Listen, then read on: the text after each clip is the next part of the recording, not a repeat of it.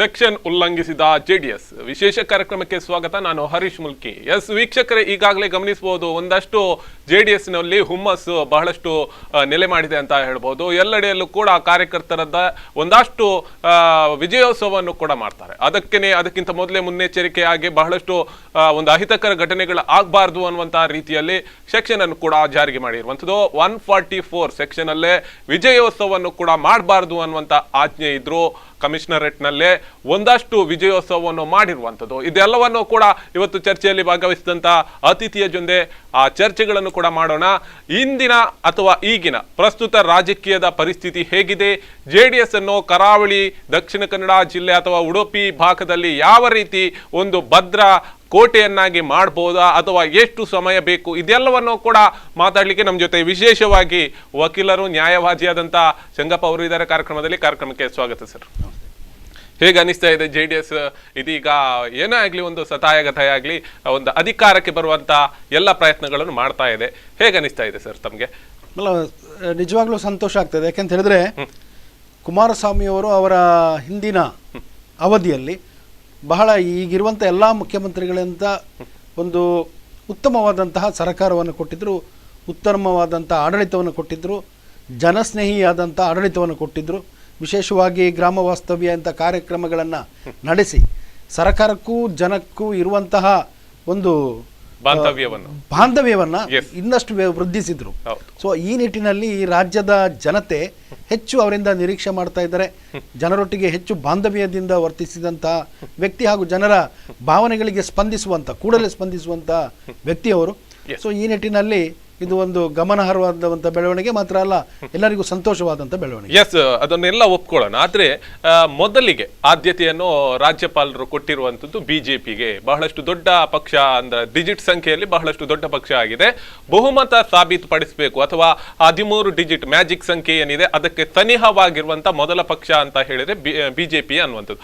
ಆ ದೃಷ್ಟಿಯಲ್ಲಿ ಅವರಿಗೆ ಅಧಿಕಾರವನ್ನು ಕೊಟ್ಟಿದ್ದಾರೆ. ಅಧಿಕಾರವನ್ನು ಅಥವಾ ಸರ್ಕಾರ ಮಾಡಿ ಅನ್ನುವಂಥ ಆಹ್ವಾನವನ್ನು ಕೂಡ ನೀಡಿದ್ದಾರೆ. 15 ಕಾಲಾವಕಾಶ ಕೊಟ್ಟು ದಿನ. ಇದೆಲ್ಲವೂ ಇದೆಯಾ? ನ್ಯಾಯದ ಒಂದು ಪರದೆಯಲ್ಲಿ ಅಥವಾ ನ್ಯಾಯಾಲಯದಲ್ಲಿ ಹೋರಾಟವನ್ನು ಮಾಡೋದಕ್ಕೆ ಬಹಳಷ್ಟು ಆಸ್ಪದಗಳು ಕೂಡ ಇತ್ತು. ನಂತರ ಕಾಂಗ್ರೆಸ್ ಫೈಟ್ ಮಾಡುತ್ತೆ ಅಥವಾ ಜೆಡಿಎಸ್ ಫೈಟ್ ಮಾಡುತ್ತೆ. ಇದೆಲ್ಲವನ್ನು ನೋಡ್ತಾ ಇದ್ರೆ ಯಾವೆಲ್ಲ ಕಾನೂನಿನಲ್ಲಿ ಇನ್ನಷ್ಟು ಅಂಶಗಳು ಅಡಕವಾಗಿದೆ ಅನ್ನುವಂಥದ್ದು. ನಮ್ಮ ಸಂವಿಧಾನ ಡಾಕ್ಟರ್ BR ಅಂಬೇಡ್ಕರ್ ಕೊಟ್ಟಂತಹ ಒಂದು ಸಂವಿಧಾನ ಇದೆ, ಅದರಲ್ಲಿ ಬಹಳ ಸ್ಪಷ್ಟವಾದಂತಹ ಚಿತ್ರಣ ಇದೆ. ಈ ನಮ್ಮ ರಾಜ್ಯದ ಗವರ್ನರ್ ಏನಿದ್ದಾರೆ ವಜುಭಾಯಿ ವಾಲಾ ಅವರು ಕೊಟ್ಟಂತ ತೀರ್ಪು ತಪ್ಪೇನಲ್ಲ. ಕಾನೂನಿನ ವ್ಯಾಪ್ತಿಯಲ್ಲೇ ಇರುವಂತ ತೀರ್ಪು, ಕಾನೂನಿನ ವ್ಯಾಪ್ತಿಯಲ್ಲೇ ಇದೆ. ಯಾಕೆಂತ ಹೇಳಿದ್ರೆ ನಾನು ಒಬ್ಬ ಪಕ್ಷದ ಕಾರ್ಯಕರ್ತನಾಗಿ ಹೇಳುವಂತ ವಿಚಾರ ಅಲ್ಲ, ಒಬ್ಬ ಕಾನೂನು ತಜ್ಞನಾಗಿ ಹೇಳುವಂಥದ್ದು. ಆರ್ಟಿಕಲ್ 164 ನಮ್ಮ ಕಾನ್ಸ್ಟಿಟ್ಯೂಷನ್ ಅಲ್ಲಿ ಹೇಳ್ತದೆ, ಪ್ರಪ್ರಥಮವಾಗಿ single largest party of the assembly, ಇದರಲ್ಲಿ ಲೆಜಿಸ್ಲೇಚರ್ ಪಾರ್ಟಿ ಯಾವುದಿದೆ ಅದರ ಮುಖ್ಯಸ್ಥನನ್ನ, ಪಾರ್ಟಿ ಲೀಡರನ್ನು ಮುಖ್ಯಮಂತ್ರಿಯಾಗಿ ಅಧಿಕಾರ ವಹಿಸಿಕೊಳ್ಳಲಿಕ್ಕೆ ಕೊಡುವಂಥದ್ದು ಗವರ್ನರ್ ಅವರಿಗೆ ಅವರ ವ್ಯಾಪ್ತಿಗೆ ಬರುವಂತ ವಿಚಾರ. 15 ದಿವಸ ಕಾಲಾವಕಾಶ ಕೊಟ್ಟಿದ್ದು, 15 ದಿವಸ, 1 ತಿಂಗಳವರೆಗೆ ಅವರು ಕೊಡಬಹುದು. ಡಿಸ್ಕ್ರಿಷನ್ ಆಫ್ ದ ಗವರ್ನರ್ ಅಂತ ಹೇಳ್ತಾರೆ, ಅವರ ವಿವೇಚನಾ ಶಕ್ತಿಗೆ ಬಿಟ್ಟಂತ ವಿಚಾರ. ಸಾಧಾರಣ ಹಿಂದೆ ನಮ್ಮ ರಾಷ್ಟ್ರದಲ್ಲಿ ಹಲವಾರು ಬಾರಿ 1 ತಿಂಗಳವರೆಗೆ ಕೊಟ್ಟಂತಹ ನಿದರ್ಶನ ಕೂಡ ಇದೆ. ಹಾಗಿರುವಾಗ ಗವರ್ನರ್ ಕೈಗೊಂಡಂತಹ ತೀರ್ಮಾನ ಕಾನೂನಿನ ವ್ಯಾಪ್ತಿಯಲ್ಲಿ ನಾನು ಹೇಳ್ತಾ ಇದ್ದೇನೆ, ಅದು ಕಾನೂನಿಗೆ ವಿರುದ್ಧವಾಗಿಲ್ಲ, ಸಂವಿಧಾನ ಬದ್ಧವಾಗಿದೆ. ಮತ್ತೆ ಆ ಆಹ್ವಾನವನ್ನು ಕೂಡ ಇವರು ಸುಪ್ರೀಂ ಕೋರ್ಟ್ ನ ಆರ್ಡರ್ ನ ನಂತರ ಅಥವಾ ಆಜ್ಞೆಯ ನಂತರ ಮತ್ತೊಮ್ಮೆ ಸರ್ಕಾರ ರಚನೆಗೆ ಮತ್ತೊಮ್ಮೆ ಆದ್ಯತೆಯನ್ನು ಇಲ್ಲಿ ಬಹಳ ಮುಖ್ಯವಾದ ಅಂಶ, ಸರ್ಕಾರ ಸುಪ್ರೀಂ ಕೋರ್ಟಿಗೆ ಹೋಯ್ತು ಪ್ರಕರಣ. ಸೊ ಅಲ್ಲಿ ಅದನ್ನ ಮಾಡಿಫೈ ಮಾಡಿದ್ರು ಅವರು. ಗವರ್ನರ್ನ ಏನು ಅವರ ಹಕ್ಕೇನಿದೆ ಅದಕ್ಕೆ ಏನು ಮೊಟಕುಗೊಳಿಸುವಂತಹ ಪ್ರಯತ್ನವನ್ನು ಮಾಡಲಿಲ್ಲ. ಬದಲಾಗಿ ಆ ಟರ್ಮ್ ಏನು 15 ದಿವಸವನ್ನು ಕೊಟ್ಟಿರುವಂತದ್ದು ಪ್ರಸ್ತುತ ಸಂದರ್ಭದಲ್ಲಿ ಸೂಕ್ತವಲ್ಲ, ಆದ್ದರಿಂದ ಅದನ್ನ ಸ್ವಲ್ಪ ಮೊಟಕುಗೊಳಿಸಿ 2-3 ದಿವಸಕ್ಕೆ ಇಳಿಸಿದ್ರು. ಗವರ್ನರ್ ನೀವು ಹೇಳುವಂತ ಮಾತಿನಡ್ಡ ಈಗಾಗಲೇ ಗಮನಿಸಬಹುದು. ನೀವು ಹೇಳಿದ್ರಿ 2 ದಿವಸಕ್ಕೆ ಮೊಟಕುಗೊಳಿಸಿರುವಂತಹ ಆ ಸುಪ್ರೀಂ ಕೋರ್ಟ್ ನ ಆರ್ಡರ್ ಅಥವಾ ಆ ಒಂದು ಆಜ್ಞೆಗೆ ಬರಬೇಕಾದ್ರೆ ಯಾವ ಕಾರಣಗಳು ಅಡಕವಾಗಿರ್ಬೋದು ಅನ್ನುವಂಥದ್ದು, ಯಾವ ಒಂದು ಕಾರಣಗಳಿಂದ ಆದಷ್ಟು ಆ ಟರ್ಮ್ ಅನ್ನು ಕಡಿಮೆ ಮಾಡಿರುವಂಥದ್ದು? ಯಾಕಂದ್ರೆ ಇವರು JDS ಮತ್ತೆ ಕಾಂಗ್ರೆಸ್ ಸರ್ಕಾರ ಮಾಡ್ಲಿಕ್ಕೆ ಸಿದ್ಧರಿದ್ದಾರೆ, ಮತ್ತ್ಯಾಕೆ ಮೀನಾಮೇಷ ಅನ್ನುವಂಥ ಆ ಒಂದು ತರ್ಕವನ್ನು ಇಟ್ಕೊಂಡು ಇವತ್ತು ಆಜ್ಞೆಯನ್ನು ಮಾಡಿರುವಂಥದ್ದು ಏನು ವಿಚಾರ ಅನ್ನುವಂಥದ್ದು? ನೋಡಿ, ಗವರ್ನರ್ಗೆ ಅವರ ವಿವೇಚನಾ ಶಕ್ತಿಗೆ ಅನುಗುಣವಾಗಿ ಒಂದು ಇದರ ಬಗ್ಗೆ ಯಾರನ್ನ ಸರ್ಕಾರ ಮಾಡಲಿಕ್ಕೆ ಆಹ್ವಾನ ಮಾಡಬೇಕು ಅನ್ನುವಂಥದ್ದು ಅವರ ಪರಿವಿಧಿಗೆ ಬಿಟ್ಟಂಥ ವಿಚಾರ. ಆದರೆ ಗವರ್ನರ್ ಎಲ್ಲಿ ಸ್ವಲ್ಪ ಲೋಪ ಎಸಗಿದ್ದಾರೆ ಅನ್ನೋದನ್ನು ನಾವು ಪ್ರಶ್ನೆ ಮಾಡಿದರೆ, ಈ 164 ಆರ್ಟಿಕಲ್ ಪ್ರಕಾರ ಸಿಂಗಲ್ ಲಾರ್ಜೆಸ್ಟ್ ಪಾರ್ಟಿಯನ್ನು ಆಹ್ವಾನ, ಅದರ ನಾಯಕನನ್ನು, ಅಸೆಂಬ್ಲಿಯ ಆಯ್ಕೆಯಾದಂತಹ MLAಗಳ ನಾಯಕನನ್ನು ಮುಖ್ಯಮಂತ್ರಿಯಾಗಿ ಆಯ್ಕೆ ಮಾಡ್ಬೋದು ಗವರ್ನರ್. ಈ ಮುಖ್ಯಮಂತ್ರಿ ಆಯ್ಕೆ ಮಾಡುವಂತಹ ಹಕ್ಕಿರುವಂಥದ್ದು ಗವರ್ನರ್ಗೆ. ಫಸ್ಟ್ ಅವ್ರು ಆಯ್ಕೆ ಮಾಡ್ತಾರೆ, ಈ ಸಿಂಗಲ್ ಲಾರ್ಜೆಸ್ಟ್ ಪಾರ್ಟಿಯಲ್ಲಿ ಯಾರಿದ್ದಾರೆ, ನಿಮಗೆ ಕಾಲಾವಕಾಶ ಕೊಡ್ತೇನೆ, ಮೆಜಾರಿಟಿಯನ್ನು ಪ್ರೂವ್ ಮಾಡಬೇಕು ಅಂತೇಳಿ. ಸೊ ಇಲ್ಲಿ ಪ್ರಸ್ತುತ ನಮ್ಮ ಕರ್ನಾಟಕದಲ್ಲಿ ಆದಂತಹ ತೊಡಕು ಏನು ಅಂತ ಹೇಳಿದ್ರೆ, ಇಲ್ಲಿ ಒಂದು ಕಡೆ ಸಿಂಗಲ್ ಲಾರ್ಜೆಸ್ಟ್ ಪಾರ್ಟಿಯಾಗಿ ಒಂದು ಪಕ್ಷ ಹೊರಹೊಮ್ಮಿದೆ, ಮತ್ತೊಂದು ಕಡೆ JDS ಮತ್ತೆ ಕಾಂಗ್ರೆಸ್ ಕೊಯ್ಲೇಷನ್ ಆಗಿ they formed A largest coalition. ಈಗ ಈ ಸಿಂಗಲ್ ಲಾರ್ಜೆಸ್ಟ್ ಪಾರ್ಟಿ ಅವರು 15 ದಿವಸ ಕೊಡ್ಲಿ ಅಥವಾ 20 ದಿವಸ ಕೊಡ್ಲಿ, ಇಲ್ಲಿ ಆಯ್ಕೆ ಆಗಿರುವಂತಹ ಸದಸ್ಯರ ಪೈಕಿ ಪಕ್ಷಾಂತರ ಮಾಡದೆ ಅವರ ಪಕ್ಷದಿಂದಲೇ ಆಡಳಿತ ನಡೆಸಲಿಕ್ಕೆ ಸಾಧ್ಯ ಇಲ್ಲ. ಯಾಕಂದ್ರೆ ಮ್ಯಾಜಿಕಲ್ ನಂಬರ್ ಅವರು ರೀಚ್ ಆಗೋದಿಲ್ಲ, ಕಾನೂನು ರೀತಿಯ ರೀಚ್ ಆಗ್ಲಿಕ್ಕೆ ಸಾಧ್ಯ ಇಲ್ಲ. ಸೊ ಹಾಗಿದ್ದಾಗ ಕಾನೂನು ರೀತ್ಯವಾಗಿ ಈ ಮ್ಯಾಜಿಕಲ್ ಫಿಗರ್ ಏನಿದೆ, ಎಷ್ಟು 113-114 ಇದೆ ನೋಡಿ, ಇದನ್ನ ರೀಚ್ ಆಗ್ಲಿಕ್ಕೆ ಮೊದಲೇ ಇವರು ಒಪ್ಪಿಕೊಂಡಿದ್ದಾರೆ, ಯಾರು ಕಾಂಗ್ರೆಸ್ನವರು, JDS. ಸೊ ಆ ಮ್ಯಾಜಿಕಲ್ 117 ಸೀಟ್ಸ್ ಅವರಿಗೆ ಇದೆ. ನಾವು ಕಾಂಗ್ರೆಸ್ನವರು ಬಿನಾ ಷರತ್ತಾಗಿ ನಾವು ಅವರಿಗೆ ಬೆಂಬಲವನ್ನು ಸೂಚಿಸಿದ್ದೇವೆ ಅಂತ ಹೇಳಿ ಅವರು ಲೆಟರ್ ಕೊಟ್ಟಿದ್ದಾರೆ, ಇವರು ಕೊಟ್ಟಿದ್ದಾರೆ. ಸೊ ಹಾಗಿರುವಾಗ ಈ ಪ್ರಸ್ತುತ ಸನ್ನಿವೇಶದಲ್ಲಿ ಒಂದು ಕೂಗೇನು ಅಂತ ಹೇಳಿದ್ರೆ, ಸಿಂಗಲ್ ಲಾರ್ಜೆಸ್ಟ್ ಪಾರ್ಟಿಯಾಗಿ ಇವರು ಹೊರಹೊಮ್ಮಿದ್ದಾರೆ, ಸಿಂಗಲ್ ಲಾರ್ಜೆಸ್ಟ್ ಕೊಯ್ಲೇಷನ್. ಸೊ ಹಾಗಿರುವಾಗ ಅವರು ಕೊಡುವಂಥದ್ದು ಸೂಕ್ತ ಅನ್ನುವಂಥದ್ದು ಒಂದು ವಾದ ಇದೆ. ಇನ್ನೊಂದು ಇಲ್ಲಿ ಮುಖ್ಯ ಅಂಶ ಏನು ಗಮನಿಸೋದಂದ್ರೆ, ಈಗ 2 ಕ್ಷೇತ್ರಗಳಲ್ಲಿ ಚುನಾವಣೆ ಆಗ್ಲಿಲ್ಲ ಅಥವಾ ಬಾಕಿ ಉಳಿದಿರುವಂಥದ್ದು ಇದು ಗಣನೆಗೆ ತೆಗೆದುಕೊಳ್ಳೋದು ಆದ್ರೆ, ಒಂದು ಕಡೆಯಲ್ಲಿ 10ಕ್ಕಿಂತ ಹೆಚ್ಚು, ಒಂದು ಕಡೆಯಲ್ಲಿ ಮರು ಚುನಾವಣೆ ಆಗ್ಬೇಕಾಗಿತ್ತು, 10 ಕ್ಷೇತ್ರಗಳು ಬಾಕಿ ಇದೆ ಅನ್ನುವಂಥದ್ದು ಏನೋ ಅಹಿತಕರ ಘಟನೆ ಅಥವಾ ಏನೋ ಕಾರಣಗಳಿಗೆ ಬಾಕಿ ಉಳಿದಿದ್ದೆ ಉದಾಹರಣೆಗೆ ಹೇಳ್ತಾ ಇರುವಂಥದ್ದು. ಇಂಥ ಸಿಚುವೇಶನ್ ಇದ್ರೆ 10 ಕ್ಷೇತ್ರ ಬಾಕಿ ಇದೆ, ಇಲ್ಲಿ ಇವರಿಗೆ 8 ಕ್ಷೇತ್ರಗಳು ಅಗತ್ಯತೆ ಇದೆ, ಇವರಿಗೆ ಸರ್ಕಾರ ಒಂದು ಮಾಡೋದಕ್ಕೆ ರಾಜ್ಯಪಾಲರು ಆಹ್ವಾನ ನೀಡುವಂತ ಕ್ರಮ ಇದೆಯಾ ಆ ಸಂದರ್ಭದಲ್ಲೋ, ಅಥವಾ ಚುನಾವಣೆ ಆ ಕ್ಷೇತ್ರಗಳ ಚುನಾವಣೆ ನಂತರನೇ ಆಸ್ಪದ ಕೊಡಿರುವಂತ? ಯಾಕಂದ್ರೆ ದೊಡ್ಡ ಪಾರ್ಟಿಯಾಗಿ ಬಿಜೆಪಿಯ ಕಾಣಿರುವಂಥದ್ದಲ್ಲಿ ಹಾಕಿರುವಾಗ 10 ಕ್ಷೇತ್ರದಲ್ಲಿ ಮತ್ತೆ ಚುನಾವಣೆ ಎದುರಿಸುವಾಗ ಆ ಟರ್ಮ್ ಅನ್ನು ಕೊಡುವಂತ ಸಾಧ್ಯತೆಗಳು ಇದೆಯಾ ಅವರಿಗೆ? ಹೇಳಿದಾಗೆ ಟರ್ಮ್ 1 ತಿಂಗಳವರೆಗೂ ಕೊಡಬಹುದು, ತಪ್ಪೇನಿಲ್ಲ. ಆದ್ರೆ ಈ ಪ್ರಸ್ತುತ ನಾನಿಲ್ಲಿ ನಮ್ಮ ಕರ್ನಾಟಕ ರಾಜ್ಯದ ಮತದಾನದ ನಂತರ ಬಂದಂತಹ ಚುನಾವಣೆ ಏನು ಫಲಿತಾಂಶದ ಅನುಗುಣವಾಗಿ ನಾನು ಹೇಳ್ತಾ ಇದ್ದೇನೆ, JDS ಇದು BJP ಪಕ್ಷಕ್ಕೆ 104 ಸೀಟ್ ಬಂದಿದೆ.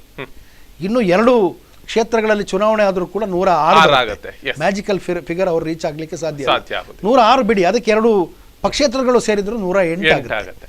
So on the other hand ಮತ್ತೊಂದು ವಿಚಾರವನ್ನು ತಾವು ಗಮನಕ್ಕೆ ತೆಗೆದುಕೊಂಡಾಗ, ಒಂದು ಕಡೆ ಕಾಂಗ್ರೆಸ್ ಯಾವುದೇ ಷರತ್ತಿಲ್ಲದೆ ನಾವು JDSಗೆ ಬೆಂಬಲವನ್ನ ಕೊಡ್ತಾ ಇದ್ದೇವೆ ಅಂತ ಹೇಳ್ತಾ ಇದ್ದಾರೆ. ಅವರಿಗೆ 78 ಸೀಟ್ ಇದೆ, ಇವರಿಗೆ 37 ಸೀಟ್ ಇದೆ, ಕಂಪ್ಲೀಟ್ ಮೆಜಾರಿಟಿ ಆಗಲೇ ಬಂದಾಗಿದೆ ಅಂತ ಆಯ್ತು. ಯಾವುದೇ ಬಿನಾ ಷರತ್ ನಾವು ಅವರಿಗೆ ಬೆಂಬಲ ಕೊಡ್ತೇವೆ, ಕುಮಾರಸ್ವಾಮಿ ಅವರು ಚೀಫ್ ಮಿನಿಸ್ಟರ್ ಆಗ್ಲಿ ಅನ್ನುವಂತ ಒಂದು ಕೋರಿಕೆಯನ್ನು ಕೊಟ್ಟಾಗ ಇದನ್ನ ಪರಿಗಣಿಸಬಹುದಿತ್ತು. ಯಾಕೆ ಪರಿಗಣಿಸಬಹುದಿತ್ತು? ಇವರಿಗೆ 104 ಸೀಟ್ ಇದೆ, 2 ಪಕ್ಷೇತರ ಬಂದರೂ 106 ಆಗುತ್ತೆ, ಮತ್ತೆರಡು ಜನ ಬಂದರೂ ಕೂಡ 108 ಆಗ್ತದೆ. ಆಗ ಏನ್ ಮಾಡ್ಬೇಕು ಅವರು? ಕುದುರೆ ವ್ಯಾಪಾರಕ್ಕೆ ಇಳಿತಾರೆ. ಈ ರಾಜ್ಯದಲ್ಲಿ ಹಳೆಯ ನಿದರ್ಶನ ಇದೆ.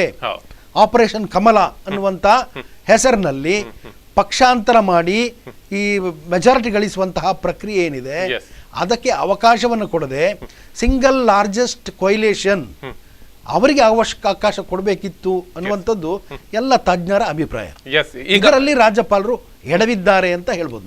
ಒಂದು ಅಂಶದಲ್ಲಿ ಎಡವಿದ್ದಾರೆ ಅನ್ನುವಂಥದ್ದು. ಮತ್ತೊಂದು ನಾವು ಗಮನಿಸ್ತಾ ಇದ್ರೆ, ಈಗ ಕೇಂದ್ರ ಸರ್ಕಾರದ ನಿರ್ಣಯ ಏನಂದ್ರೆ ಅಥವಾ ಅವರ ಅಜೆಂಡಾ ಏನಂದ್ರೆ, ಎಲ್ಲೋ ಕೂಡ ಒಂದಷ್ಟು ಕಳ್ಳಸಂತಿಗೆ ಅಥವಾ ದಂಧೆಗಳಿಗೆ ಅಥವಾ ಯಾವುದೇ ಒಂದು ಕಪ್ಪು ಹಣಕ್ಕೆ ಒಂದು ನಿರ್ಬಂಧವನ್ನು ಹೇರಿರುವಂಥದ್ದು, ನಾವು ಮಾಡುವುದಿಲ್ಲ ಬೇರೆಯವರು ಮಾಡಬಾರ್ದು ಅಂತ ಒಂದು ನಿಲುವನ್ನು ಕೂಡ ಕೇಂದ್ರ ಸರ್ಕಾರ ಒಪ್ಪಿಕೊಂಡಿದೆ ಒಂದು ಕಡೆಯಲ್ಲಿ.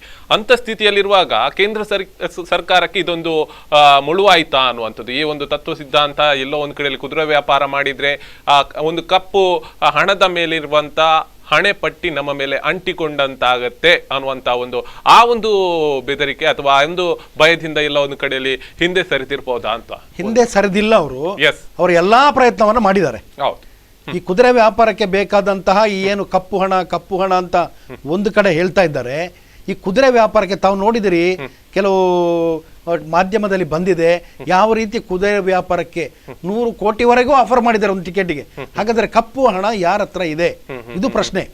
ಒಂದು ಕಡೆ ಕಪ್ಪು ಹಣ ನಿಷೇಧ ಮಾಡಬೇಕು ಅಂತ ಹೇಳಿ ಚುನಾವಣೆ ಸಂದರ್ಭದಲ್ಲಿ ಎಲ್ಲ ವಿರೋಧ ಪಕ್ಷ ನಾಯಕರ ಮಿತ್ರರ ಇದಕ್ಕೆ ಐಟಿ ದಾಳಿ ಮಾಡ್ತಾರೆ. ಒಂದು ಕಡೆ ಕಪ್ಪು ಹಣ ನಿಷೇಧ ಅಂತ ಹೇಳ್ತಾರೆ. ಈ ಕಪ್ಪು ಹಣ ಎಲ್ಲಿಂದ ಬಂತು ಅನ್ನುವಂಥದ್ದು ಪ್ರಶ್ನೆ. ಈ ಪಕ್ಷಾಂತರ ಮಾಡ್ಲಿಕ್ಕೆ, ಈ ಹಾರ್ಸ್ ಟ್ರೇಡಿಂಗ್ ಮಾಡ್ಲಿಕ್ಕೆ ಈ ಹಣ ಎಲ್ಲಿಂದ ಬಂತು? ಇದು ಎಲ್ಲ ತಾವು ನೋಡ್ತಾ ಇದ್ದೀರಿ ಟಿವಿಯಲ್ಲಿ, ಬಹಳ ಸ್ಪಷ್ಟವಾಗಿದೆ. ಇದು ಪ್ರಜಾತಂತ್ರದ ಕಗ್ಗೊಲೆ ಆಗ್ತದೆ. ಈ ರಾಷ್ಟ್ರದಲ್ಲಿ ಪ್ರಜಾತಂತ್ರದ ಕಗ್ಗೊಲೆ ಆಗಬಾರ್ದು. ಯಾವುದೇ ಪಕ್ಷ ಒಪ್ಕೊಳ್ಳೋಣ. ಅಂತ ಒಂದು ಖರೀದಿ ಆದಾಗ ಅಥವಾ ಅಂತ ಒಂದು ಶಾಸಕರನ್ನು ಕೊಂಡಿಕೊಂಡಾಗ ಅಥವಾ ಆ ಷರತ್ತುಗಳಲ್ಲಿ ಎಲ್ಲ ಒಂದು ಕೊಂಡುಕೊಳ್ಳುವಂತ ಕೆಲಸ ಮಾಡಿದ್ರೆ ಅದರ ಮೇಲೆ ಏನಾದ್ರೂ ಕಾನೂನು ಶಮನವನ್ನು ಮಾಡ್ಲಿಕ್ಕೆ ಆಗತ್ತಾ? ಕಾನೂನು ಪ್ರಕಾರವೇ ಎಲ್ಲಾದ್ರೂ ಒಂದು ಕಡೆಯಲ್ಲಿ ನಡೀಲಿಕ್ಕೆ ಸಾಧ್ಯತೆ ಇದೆಯಾ ಅನ್ನುವಂಥದ್ದು ನೋಡಿ. ಅದರಲ್ಲಿ ತುಂಬಾ ಆಪ್ಷನ್ಸ್ಗಳಿದೆ. ಒಬ್ಬ ಸದಸ್ಯ ರಾಜೀನಾಮೆ ಕೊಡುವ ಸಾಧ್ಯತೆ ಇದೆ, ಅಥವಾ ಬೇರೆ ಬೇರೆ ರೀತಿಯಲ್ಲಿ ಇದಿದೆ. ರೆಪ್ರೆಸೆಂಟೇಟಿವ್ ಆಫ್ ಪೀಪಲ್ಸ್ ಆಕ್ಟ್ ಅಂತೇಳಿ ಕಾನೂನಿದೆ, ಅದು ಪಕ್ಷಾಂತರ ನಿಷೇಧವಾದ ಕಾನೂನುಗಳಿದೆ. ಆದ್ರೂ ಕೂಡ ಅವರ ಮೆಂಬರ್ಶಿಪ್ ಇದಾಗ್ತದೆ ಅಷ್ಟೇ. ಆದ್ರೆ ಇಲ್ಲಿ ಒಂದು ಮೆಜಾರಿಟಿಗೆ ಫಸ್ಟ್ ಬೆಂಬಲ ಕೊಟ್ಟು ಇದು ಮೆಜಾರಿಟಿ ಬಂದ ನಂತರ ಅದು ಪಕ್ಷಾಂತರ ಕಾಯ್ದೆ ನಿಷೇಧದ ಅಡಿಯಲ್ಲಿ ಮೆಂಬರ್ಶಿಪ್ ಅನೂರ್ಜಿತ ಆಗ್ತದೆ. ಸೊ ಇದರಲ್ಲಿ ಏನೋ ಕಾನೂನು ರೀತಿಯ ಕ್ರಮ ಕೈಗೊಳ್ಳಬಹುದು ಅಥವಾ ಸರ್ಕಾರ ಮುಂದುವರಿಬಹುದು. ಅಸ್ಥಿರತೆ ತಾಂಡವಾಗ್ತದೆ.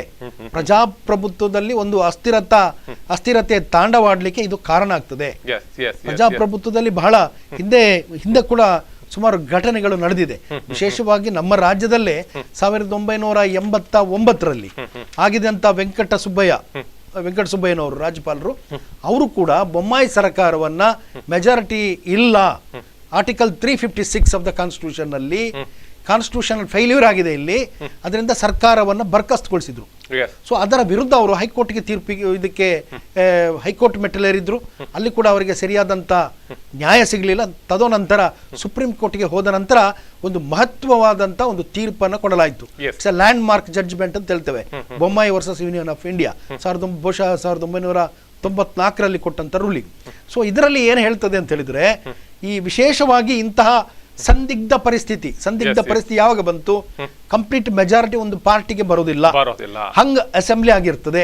ಅಂತಹ ಸಂದರ್ಭದಲ್ಲಿ ಯಾವ ರೀತಿ ಗವರ್ನರ್ ಕಾರ್ಯನಿರ್ವಹಿಸಬೇಕು ಅನ್ನೋದನ್ನ ಅದರಲ್ಲಿ ಸಂಪೂರ್ಣವಾಗಿ ಸುವಿವರವಾಗಿ ಉಲ್ಲೇಖ ಮಾಡಿರುವಂತಹ ಒಂದು ತೀರ್ಪಿದ್ರೆ ಬೊಮ್ಮಾಯಿ ತೀರ್ಪು. ಅದು ನಮ್ಮ ರಾಜ್ಯಕ್ಕೆ ಸಂಬಂಧಪಟ್ಟಂತಹ ತೀರ್ಪು. ಸೊ ಅದರಲ್ಲಿ ಏನು ಹೇಳ್ತದೆ ಅಂತ ಹೇಳಿದ್ರೆ, ಇವರಿಗೆಲ್ಲ ಪವರ್ ಅಬ್ಸಲ್ಯೂಟ್ ಅಲ್ಲ, ಸಂಪೂರ್ಣ ಹಕ್ಕು ಗವರ್ನರ್ಗೆ ಇಲ್ಲ. ಇಟ್ ಈಸ್ ಡಿಸ್ಕ್ರಿಷನರಿ ಪವರ್ ಅಷ್ಟೇ. ಅವರು ಡಿಸ್ಕ್ರಿಷನ್ ಅನ್ನ ಒಳ್ಳೆ ರೀತಿಯಲ್ಲಿ ಉಪಯೋಗ ಮಾಡಬೇಕು, ವಿವೇಚನಾ ಶಕ್ತಿಯನ್ನ ಒಳ್ಳೆಯ ರೂಪದಲ್ಲಿ ಉಪಯೋಗ ಮಾಡಬೇಕು ಅಂತೇಳಿ. ಇಲ್ಲಿ ಏನಾಗಿದೆ, ಈ ಪ್ರಸ್ತುತ ಪರಿಸ್ಥಿತಿಯಲ್ಲಿ ಗವರ್ನರ್ ಅವರು ಮಾಡಿದ್ದು ತಪ್ಪಿಲ್ಲ ಕಾನೂನು ರೀತಿಯವಾಗಿ, ಆದ್ರೆ ವಿವೇಚನಾ ಶಕ್ತಿಯನ್ನ ಸರಿಯಾದ ರೀತಿಯಲ್ಲಿ ಉಪಯೋಗಿಸಲಿಲ್ಲ ಅಂತ ಅದು ಬರುತ್ತೆ. ಸೊ ಬೊಮ್ಮಾಯಿ ರೂಲಿಂಗ್ ನಲ್ಲಿ ಕೂಡ ಅಂತಹ ಸಿಚುವೇಶನ್ ಕೂಡ ಬಹಳ ಚೆನ್ನಾಗಿ ಎಕ್ಸ್ಪ್ಲೈನ್ ಮಾಡಿದ್ದಾರೆ. ಅದರಲ್ಲಿ 3 ಆಪ್ಷನ್ ಕೊಟ್ಟಿದ್ದಾರೆ. ಸಿಂಗಲ್ ಲಾರ್ಜೆಸ್ಟ್ ಯಾರನ್ನ ಕರಿಬಹುದು, ಹಂಗೆ ಅಸೆಂಬ್ಲಿ ಆಯ್ತು, ಒಂದು ಪಾರ್ಟಿಗೆ ಕಂಪ್ಲೀಟ್ ಮೆಜಾರಿಟಿ ಸಿಕ್ಲಿಲ್ಲ. ಸೊ ಆಗ ಯಾರನ್ನು ಕರಿಬೇಕು? ಕೊಯಿಲೇಷನ್ ಪಾರ್ಟ್ನರ್ಸ್. ಈ ಸಿಂಗಲ್ ಪಾರ್ಟಿಗೆ ಅಥವಾ ಪಕ್ಷಾಂತರಗಳನ್ನ ಸೇರಿಸ್ಕೊಂಡು ನಾವು ಮಾಡ್ತೇವೆ ಅಂತ ಹೇಳಿದ್ರೆ ಅವಕಾಶ ಕೊಡ್ಬೋದು. ಅಷ್ಟು ಮೆಜಾರಿಟಿ ಆ ಮ್ಯಾಜಿಕಲ್ ಫಿಗರ್ ರೀಚ್ ಆಗೋದಿದ್ರೆ ಹಾಗಿದ್ರೆ ಕೊಡ್ಬೋದು. ಅದು ಇಲ್ಲದಿದ್ರೆ ಏನ್ ಮಾಡಬೇಕು? ಮತ್ತೆ ಇರುವಂತಹ ಪಕ್ಷಗಳು ಒಟ್ಟಾದರೆ ಕೊಯಿಲೇಷನ್, ಈ ಪ್ರೀ ಎಲೆಕ್ಷನ್ ಕೊಯಿಲೇಷನ್ ಅಂತ ಬರುತ್ತೆ. ಚುನಾವಣೆ ಪೂರ್ವವಾಗಿ ಒಂದು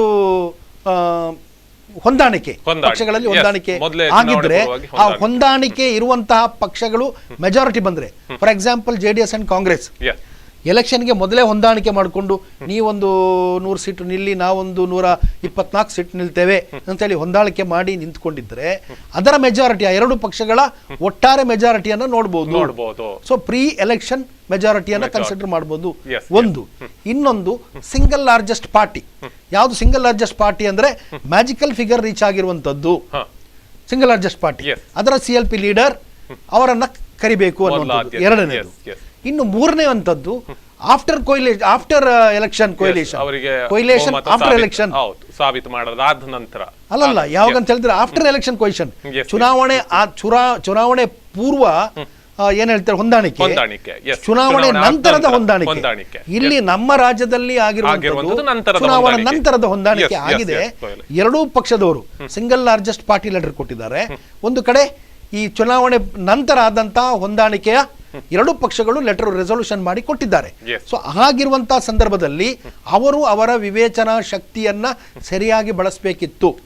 ಯಾಕೆ ಅಂತ ಹೇಳಿದ್ರೆ ಅವರಿಗೆ ಹಕ್ಕಿದೆ, 1 ತಿಂಗಳವರೆಗೆ ಟೈಮ್ ಕೊಡ್ಬೋದು, ಸಿಂಗಲ್ ಲಾರ್ಜೆಸ್ಟ್ ಪಾರ್ಟಿಗೆ ಕೊಡ್ಬೋದು. ಸಿಂಗಲ್ ಲಾರ್ಜೆಸ್ಟ್ ಪಾರ್ಟಿಗೆ ಯಾವಾಗ ಕೊಡಬೇಕು? ಸಂಪೂರ್ಣ ಬಹುಮತ ಅವರ ಹತ್ರ ಇದ್ರೆ ಕೊಡಬೇಕು. ಇಲ್ಲದಿದ್ದರೆ ಪಕ್ಷೇತರರಿದ್ದಾರೆ ಅವ್ರನ್ನ ಸೇರಿಸ್ಕೊಂಡು ಮಾಡ್ತೇವೆ ಅಂತ ಆಶ್ವಾಸನೆ ಕೊಟ್ಟು ಆ ಪಕ್ಷೇತರರು ಸೈನ್ ಮಾಡಿ ಕೊಟ್ರೆ ಅವರಿಗೆ ಅವಕಾಶ ಕೊಡ್ಬೋದು.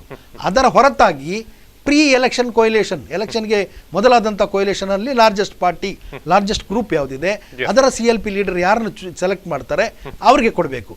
ಅದು ಇಲ್ಲದಿದ್ದರೆ ಇದು ಪ್ರಜಾಪ್ರಭುತ್ವದಲ್ಲಿ ವ್ಯತ್ಯಾಸ ಬರುತ್ತೆ ಅನ್ನುವಂಥದ್ದು. ಎಸ್ ನಿಮ್ ಜೊತೆ ಮಾತು ಮುಂದುವರಿಸ್ತೀನಿ. ವೀಕ್ಷಕರೇ, ಒಂದು ಪುಟ್ಟ ವಿರಾಮದ ಬಳಿಕ ಮತ್ತೆ ಕಾರ್ಯಕ್ರಮ ಮುಂದುವರಿಯುತ್ತೆ.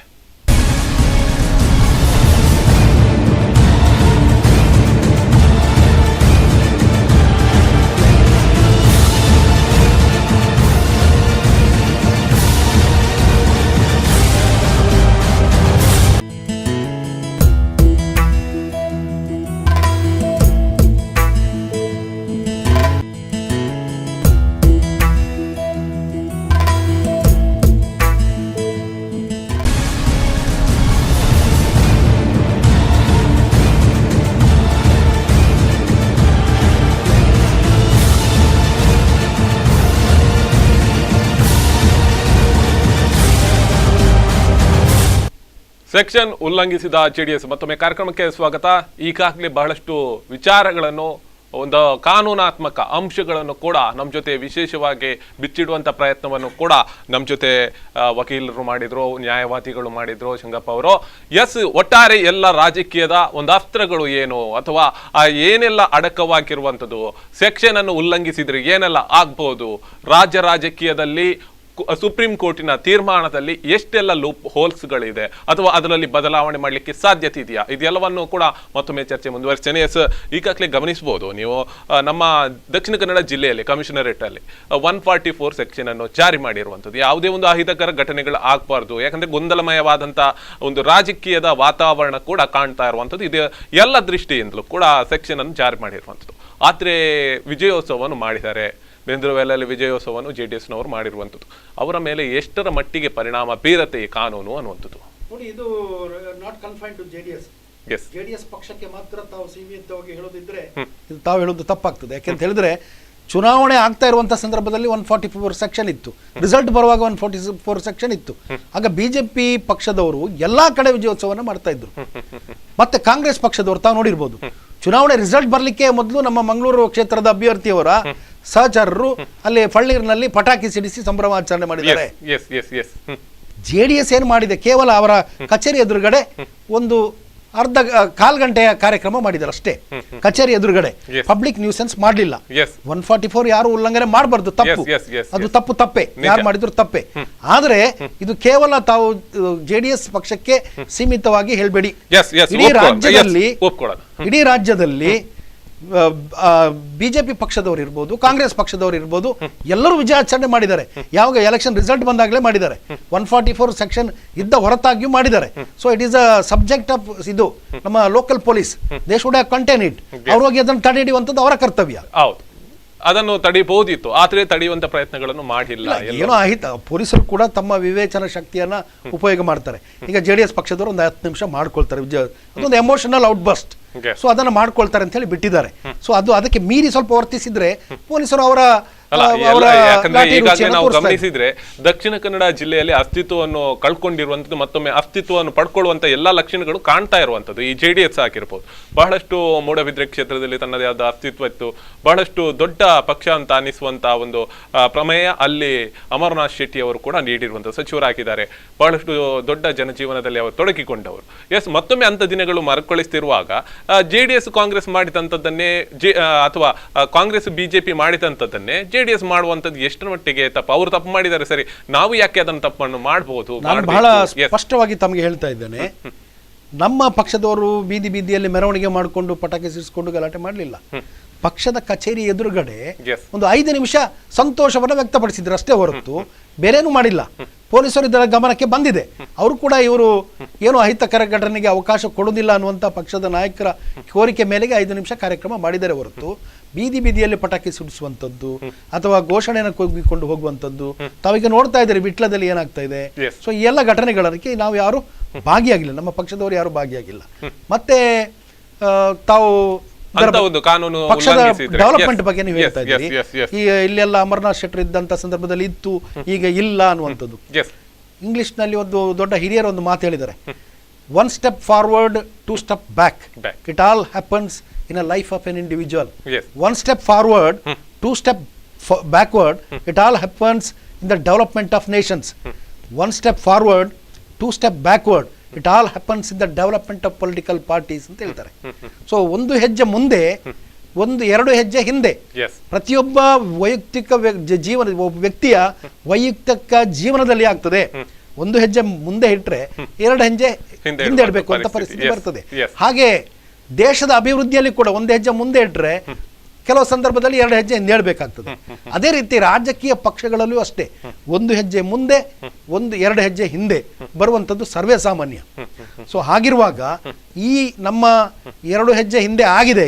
ಈಗ 1 ಹೆಜ್ಜೆನ ನಾವು ಮುಂದೆ ಇಡ್ತಾ ಇದ್ದೇವೆ, ಇನ್ನು ಮುಂದೆ ಹೆಜ್ಜೆ ಹಾಕ್ತೆ ಮುಂದೆ ಸಾಗುತ್ತೇವೆ ಅನ್ನುವಂಥ ಭರವಸೆ ಪಕ್ಷಕ್ಕೆ ಇದೆ. ಎಸ್, ಈಗಾಗಲೇ ನೀವು ಕೂಡ ಆ ಪಕ್ಷದಲ್ಲಿ ತೊಡಗಿಸಿಕೊಂಡವರು, ಹೇಗೆ ಅನಿಸ್ತಾ ಇದೆ ಈಗ ಆ ಒಂದು ಪಕ್ಷ ಸಂಘಟನೆ ಮಾಡುವಂತ ಜವಾಬ್ದಾರಿ ಇದೆ ಅನ್ನುವಂಥದ್ದು? ಒಂದು ಕಡೆಯಲ್ಲಿ ಒಳ್ಳೆಯ ಟೈಮ್ ಅಥವಾ ಒಳ್ಳೆಯ ಒಂದು ಸಮಯ ಬರ್ತಾ ಇದೆ ಅನ್ನುವಂಥದ್ದು, ಮತ್ತೆ ಪಕ್ಷವನ್ನು ಬಲಪಡಿಸಬಹುದು. ಯಾಕಂದ್ರೆ ಅಧಿಕಾರದಲ್ಲಿರುವಾಗ ಪಕ್ಷವನ್ನು ಒಂದು ಬಲಪಡಿಸಲಿಕ್ಕೆ ಬಹಳಷ್ಟು ಉತ್ತಮ ವೇದಿಕೆ ಅಂತ ಹೇಳ್ಬಹುದು. ನಿಜವಾಗ್ಲೂ ಈಗ ಬಹಳ ಪೂರಕವಾದಂತಹ ವಾತಾವರಣ JDS ಪಕ್ಷಕ್ಕೆ ರಾಜ್ಯಾದ್ಯಂತ ಇದೆ. ಇದನ್ನು ನಾವು ಉಪಯೋಗ ಮಾಡಬೇಕು. ಇಷ್ಟರವರೆಗೆ ಕಳೆದ ಬಾರಿ ವಿಧಾನಸಭಾ ಚುನಾವಣೆಯಲ್ಲಿ ನಾನು ನಿಂತಿದ್ದೆ, ಪಕ್ಷದ ನಾಯಕರ ಗಮನಕ್ಕೆ ಕೂಡ ನಾನು ತಂದಿದ್ದೆ. ಪಕ್ಷವನ್ನ ಕ್ಯಾಡರ್ ಬೇಸ್ಡ್ ಆಗಿ ಕೆಳ ಹಂತದಿಂದ ಇದನ್ನು ನಾವು ಬೆಳೆಸಬೇಕು, ಎಲ್ಲ ಜನರ ಭಾವನೆಗಳಿಗೆ ಸ್ಪಂದಿಸಬೇಕು, ಅದಕ್ಕೆ ಹೋರಾಟವನ್ನು ಮಾಡಬೇಕು ಅನ್ನುವಂತಹ ಕೂಗನ್ನು ಜಿಲ್ಲಾ ನಾಯಕರು ರಾಜ್ಯ ನಾಯಕರ ಮನಸ್ಸಿಗೆ ನಾನು ತಂದಿದ್ದೇನೆ. ಕೆಲವೊಂದು ಕಡೆ ನಾವು ವಿಫಲ ಆಗಿದ್ದೇವೆ. ಇನ್ನು ಮುಂದೆ ಅಂತ ವಿಫಲ ಆಗಲಿಕ್ಕೆ ಜಿಲ್ಲಾ ನಾಯಕರೇ ಇರ್ಬೋದು, ರಾಜ್ಯ ನಾಯಕರು ಬಿಡಲಿಕ್ಕಿಲ್ಲ ಅನ್ನುವಂಥ ಆಶ್ವಾಸನೆ ಇದೆ. ಯಾಕೆಂದರೆ ಈಗ ಪೂರಕ ವಾತಾವರಣ ಇದೆ. ಕುಮಾರಸ್ವಾಮಿ ಅವರು ಮುಖ್ಯಮಂತ್ರಿ ಆಗ್ತಾ ಇದ್ದಾರೆ, JDS ಪಕ್ಷದ ಅಧೀನದಲ್ಲಿ ಸರ್ಕಾರ ನಡೀತಾ ಇದೆ. ಈ ಸಂದರ್ಭದಲ್ಲಿ ಕೂಡ ನಾವು ಎಚ್ಚರ ತಪ್ಪಿ ನಡೆದರೆ ಮುಂದೊಂದು ದಿನ ದೊಡ್ಡ ಅನಾಹುತ ಆಗ್ತದೆ. ಅದರಿಂದ ನಾವು ಬಹಳ ಎಚ್ಚರ ವಹಿಸಿ ಕ್ಯಾಡರ್ ಬೇಸ್ಡ್ ಆಗಿ ಪಕ್ಷವನ್ನ ಸಂಘಟನೆ ಮಾಡೋದರಲ್ಲಿ ತೊಡಗ್ತೇವೆ ಅನ್ನುವಂಥದ್ದು ಈ ಸಂದರ್ಭದಲ್ಲಿ ಹೇಳ್ತೇವೆ. ಎಸ್, ಒಂದು ಆ ಮಾತುಗಳಾದ್ರೆ ಒಂದು ಜವಾಬ್ದಾರಿಯುತವಾಗಿ ಈಗಾಗಲೇ ನಾವು ದಕ್ಷಿಣ ಕನ್ನಡ ಉಸ್ತುವಾರಿ ಸಚಿವರಾಗಿರುವಂತಹ ಪಾತ್ರವನ್ನು ಕೂಡ ವಹಿಸುವಂಥದ್ದು ಬಹಳಷ್ಟು ನಿರ್ಣಾಯಕ ಅನ್ನುವಂಥದ್ದು. ಈ ಪಾತ್ರಗಳೆಲ್ಲ ಯಾರಿಗೆ ಸೂಕ್ತ ಆಗ್ಬೋದು ಈ ಬಾರಿ? ಅಥವಾ JDS-ನ ಪಾಲಾಗತ್ತಾ, ಕಾಂಗ್ರೆಸ್ನ ಪಾಲಾಗತ್ತಾ, ಹೇಗಾಗ್ಬೋದು ಅನ್ನುವಂಥ ಅದರ ಬಗ್ಗೆ ಈಗ ಚರ್ಚೆಗಳಾಗ್ತಾ ಇದೆ. ಅದಕ್ಕೆ ನಾನು ಮೊದಲೇ ಅದರ ಬಗ್ಗೆ ಊಹೆ ಮಾಡಲಿಕ್ಕೆ ನಾನು ಹೋಗೋದಿಲ್ಲ. ನಾಯಕರದ್ರ ಬಗ್ಗೆ ತಲೆ ಕೆಡಿಸ್ಕೊಳ್ತಾರೆ, ಅವರು ಚರ್ಚೆ ಮಾಡ್ತಾರೆ. ಇಂಥವರೇ ಮಂತ್ರಿಗಳಾಗಿಲ್ಲ. ಈಗ ಮಂತ್ರಿಗಳಾದ ನಂತರ ಹೇಳ್ಬೋದು ದಕ್ಷಿಣ ಕನ್ನಡದ ಯಾರು ಮಂತ್ರಿ ಆಗ್ತಾರೆ. ಸೊ ಸಾಧಾರಣವಾಗಿ ಅವರಿಗೆ ಉಸ್ತುವಾರಿ ಸಚಿವರನ್ನು ಕೊಡ್ತಾರೆ. ಸೊ ಅಂತ ಸಂದರ್ಭ ಬಂದಾಗ ನಾವು ನೋಡುವಾಗ ಇಲ್ಲಿ ಗೆದ್ದಿರೋದು ಕಾಂಗ್ರೆಸ್ನಲ್ಲಿ ಒಬ್ಬರೇ, ಖಾದರ್ ಒಬ್ರು ಗೆದ್ದಿದ್ದಾರೆ. ಸೊ ಹಾಗಿರುವಾಗ ಅವರಿಗೆ ಹೆಚ್ಚು ಬಹುಶಃ ಅವರನ್ನು ಮಿನಿಸ್ಟರ್ ಆದರೆ ಉಸ್ತುವಾರಿ ಸಚಿವರಾಗುವಂತ ಸಾಧ್ಯತೆ ಇದೆ. ಮತ್ತೊಂದು ಕಡೆ ಫಾರೂಕ್ ರವರು ಇದ್ದಾರೆ, ಸೊ ಅವರಿಗೂ ಅವಕಾಶ ಇರಬಹುದು. ಸೊ ಈ ಎಲ್ಲ ವಿಚಾರಗಳನ್ನ ಅದು ಎಲ್ಲ 2 ಪಕ್ಷಗಳ ಮುಖಂಡರ ವಿವೇಚನಾ ಶಕ್ತಿಗೆ ಬಿಟ್ಟಂತ ವಿಚಾರ, ಅವರು ತೀರ್ಮಾನ ಮಾಡ್ತಾರೆ. ಎಸ್, ಇನ್ನೊಂದು ಮಾತು ಕೇಳಿ ಬರ್ತಾ ಇತ್ತು. ಯಾಕಂದ್ರೆ ನೀವು ಕೂಡ ಒಂದು ಕಡೆಯಲ್ಲಿ ನಿಮ್ಮ ಮೆಜಾರಿಟಿಯನ್ನು ಒಂದು ಕಡೆಯಲ್ಲಿ ಪ್ರೂವ್ ಮಾಡಬೇಕಾಗತ್ತೆ, ವಿಧಾನಸೌಧದಲ್ಲಿ ಅದನ್ನು ಹಕ್ಕು ಮಂಡನೆ ಮಾಡುವಂಥದ್ದು ಅಥವಾ ಅದೆಲ್ಲವನ್ನು ಕೂಡ ಮಾಡಬೇಕಾಗತ್ತೆ. ಆ ಸಂದರ್ಭದಲ್ಲಿ ಎಲ್ಲೋ ಒಂದು ಕಡೆಯಲ್ಲಿ ಮತ್ತೊಮ್ಮೆ BJP-ಗೆ ಒಂದು ಅಷ್ಟು ಆಸ್ಪದ ಇದೆಯಾ? ಕುದುರೆ ವ್ಯಾಪಾರ ಎಲ್ಲ ಆದ್ರೂ ಈ ಸಂದರ್ಭಗಳಲ್ಲಿ ಮಾಡಿಕೊಂಡು ಮಾಡಬಹುದಾ ಅಂತ ಪರಿಸ್ಥಿತಿ ಬರ್ಬೋದಾ? ನಮಗೆ ರಾಜ್ಯಪಾಲರಿಗೆ 1 ತಿಂಗಳವರೆಗೆ ಅವಧಿ ಕೊಡುವಂತಹ ಇದೆ, ಅವಕಾಶ ಇದೆ. ಆದರೆ ಪ್ರಸ್ತುತ ಪರಿಸ್ಥಿತಿಯಲ್ಲಿ ಅವರು ವಿವೇಚನಾ ಶಕ್ತಿಯನ್ನು ಸರಿಯಾಗಿ ಬಳಸದೇ ಇರುವಂಥದ್ದು ಸಾಬೀತಾಗಿದೆ. ಪ್ರಪ್ರಥಮವಾಗಿ BJP ಪಕ್ಷಕ್ಕೆ 15 ದಿವಸ ಕೊಟ್ಟರು, ಅದು ಹಾರ್ಸ್ ಟ್ರೇಡಿಂಗ್ ಅವಕಾಶ ಮಾಡಿಕೊಟ್ಟಾಗೆ ಆಯಿತು. ಈಗಲೂ ಕೂಡ ಕುಮಾರಸ್ವಾಮಿ ಅವರಿಗೆ 15 ದಿವಸ ಕೊಟ್ಟಿದ್ದಾರೆ. ನಮಗೆ ಒಂದು ದಿವಸದಲ್ಲಿ we can prove the majority, ಒಂದು ದಿನದಲ್ಲಿ ಮೆಜಾರಿಟಿಯನ್ನು ಪ್ರೂವ್ ಮಾಡ್ಬೋದಿತ್ತು. ಪುನಃ ರಾಜ್ಯಪಾಲರು 15 ದಿವಸವನ್ನು ಕೊಟ್ಟು ಕುದುರೆ ವ್ಯಾಪಾರಕ್ಕೆ ಅವಕಾಶ ಮಾಡಿಕೊಟ್ಟಾಗೆ ಕಾಣ್ತದೆ. ಒಬ್ಬ ರಾಜ್ಯಪಾಲ ಅಂತ ಹೇಳಿದ್ರೆ ರಾಜ್ಯದ ಸಂವಿಧಾನದ ಮುಖ್ಯಸ್ಥ. ಅವರು ಯಾವುದೇ ಪಕ್ಷಕ್ಕೆ ತಿರುಗಿ, ಅವರು ಯಾವುದೇ ಪಕ್ಷದಿಂದ ಬಂದಿರ್ಬೋದು, ಆದರೆ ತಮ್ಮ ವಿವೇಚನಾ ಶಕ್ತಿಯನ್ನು ದುರ್ಬಳಕೆ ಮಾಡಬಾರ್ದು.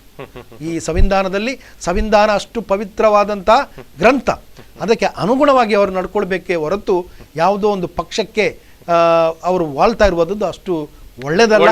ಹಿಂದೆ ಕೂಡ ನಮಗೆ ಜಡ್ಜ್ಮೆಂಟ್ ಬಂದಿದೆ. ಬೊಮ್ಮಾಯಿ ರೂಲಿಂಗ್ ನಲ್ಲಿ ವೆಂಕಟಸುಬ್ಬಯ್ಯನವರು ಮಾಡಿದ್ದು ತಪ್ಪು ಅನ್ನುವಂಥದ್ದನ್ನ ಸುಪ್ರೀಂ ಕೋರ್ಟ್ ಉಲ್ಲೇಖ ಮಾಡಿದೆ. ಸೊ ಸುಪ್ರೀಂ ಕೋರ್ಟ್ ಕೂಡ ಮೊನ್ನೆ ಇಂಟರ್ಫಿಯರ್ ಆಗಿ 15 ದಿವಸ ಇದ್ದದನ್ನ 2 ದಿವಸಕ್ಕೆ ಮೊಟಕುಗೊಳಿಸಿದ್ದಾರೆ. ಹಾಗಿರುವಾಗ ಪುನಃ ಅವಕಾಶ ಕೊಡುವಾಗ 15 ದಿವಸ ಕೊಟ್ಟದ್ದು ಎಷ್ಟು ಸೂಕ್ತ ಅನ್ನುವಂಥದ್ದು. ಜೆಡಿಎಸ್ಗೂ 15 ದಿವಸ ಕಾಲಾವಕಾಶ ಕೊಡಬಾರ್ದಿತ್ತು ಅಥವಾ 2-3 ದಿವಸ ತಪ್ಪು ಅಂತ ಅಂದ್ರೆ Supreme Court is already given the judgement ಕೊಟ್ಟಿರುವಾಗ. ಅಲ್ಲ, ಇನ್ನೊಂದು ಮಾತು ಕೇಳಿ ಬರ್ತಾ ಇತ್ತು. ಯಾಕಂದ್ರೆ ಬಿಜೆಪಿ ಅವರಿಗೆ ನೀಡಿರುವಂತ ಒಂದು 15 ದಿವಸಗಳ ಕಾಲ ಏನಿದೆ ಅದನ್ನೇ ಜೆಡಿಎಸ್ಗೂ ಕೂಡ ನೀಡುವಂತ ವ್ಯವಸ್ಥೆಗಳು ಆಯ್ತು. ಎಲ್ಲ ಒಂದ್ ಕಡೆಯಲ್ಲಿ ವ್ಯತ್ಯಾಸಗಳು ಬರ್ತಿದ್ರೆ ಮತ್ತೊಂದು ಅದಕ್ಕೆ ಹೋರಾಟ ಮಾಡ್ತಿದ್ರಿ ಜೆಡಿಎಸ್ ನವರು, ಅದಕ್ಕೋಸ್ಕರ ಎಲ್ಲ ಒಂದ್ ಕಡೆಯಲ್ಲಿ ಹಾಗೆ ಹೇಳೋದಲ್ಲ. ಜೆಡಿಎಸ್ ನವರು ಅಥವಾ ಕಾಂಗ್ರೆಸ್ನವರು ಮೊದಲೇ ರಾಜ್ಯಪಾಲರಿಂದ ತಪ್ಪಾಗಿದೆ ಅಂತ ಹೇಳಿ ಸುಪ್ರೀಂ ಕೋರ್ಟ್ ಅನ್ನ ಮೆಟ್ಟಲು ಹೇರಿದ್ರು. ರಾತ್ರೋರಾತ್ರಿ ವಿಚಾರಣೆ ನಡೀತು. ದೇಶದ ಇತಿಹಾಸದಲ್ಲಿ 2ನೇ 3ನೇ ಬಾರಿಗೆ ಆಗ್ತಾ ಇರುವಂತದ್ದು.